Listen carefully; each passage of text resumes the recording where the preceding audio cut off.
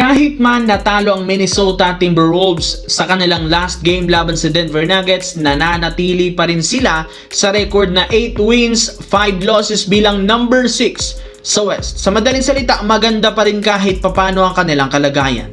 Ngunit ang problema, hindi rin naman ganun dama ng Timberwolves ang kanilang superstar na si Anthony Edwards na kasalukuyan na nga pong nawawala ngayon sa MVP talks. Yes mga idol, though nag-average si Anthony Edwards ng 27 points per game, hindi pa rin naman siya pinag-uusapan ngayon ng mga analysts at fans sa social media since medyo average performance ngayon ng Timberwolves. Pero hindi rin naman nakapagtataka bakit hindi kasama ngayon si Edwards sa MVP talks at sa MVP ladder, gayong kagagaling pa lang nito sa injury at nawala siya sa team ng ilang games. Kaya kasalukuyan nga pong kinukuha nito ang kanyang rhythm at kapag nakuha muli ang confidence, asahan na nga ninyong makakabalik siya sa MVP rankings. Pero sadyang mukhang mahihirapan pa rin siya dito since puro dominanting player ang kanyang nakakatapat, kagaya ni Luka Doncic, Victor Wembanyama at Nikola Jokic na napaka-consistent kasama si Shai Gilgeous-Alexander.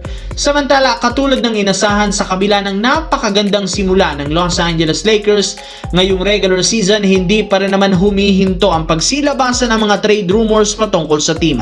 At isa sa umiinit ngayong trade ay ang pagkuha nila kay Daniel Gafford bago ang trade deadline. Dahil nga sa sunod-sunod na malalamang performance ng Mavericks sa nakaraang laro, ibinulgar nga ni Brett Siegel ng clutch point na nawawala ng tiwala ngayon si Gafford sa Dallas Mavericks. Hindi nga nila kaya pang mag-compete laban sa mas malalakas na kupunan sa West, kaya hindi malabong mag-request ito ng trade sa lalong madaling panahon. At dahil dyan, ibinulgar ng isang Laker insider na seryoso ang team na ito na kinukonsiderang kunin siya ang ideyang makipag-trade muli sa Dallas Mavericks na bubuhi ng package ni Gabe Vincent, Dalton Knecht, Jackson Hayes at isang first round pick. Inamin ni Gafford noon na gusto niya muling makasama si Luka sa isang team, kaya hindi magiging mahirap para sa Lakers na makuha ito. Maaari rin namang gamitin ni Coach Redick siya, ilang bagong sentro na backup ni DeAndre Ayton na siyang magpapalas lalo ng kanilang second unit.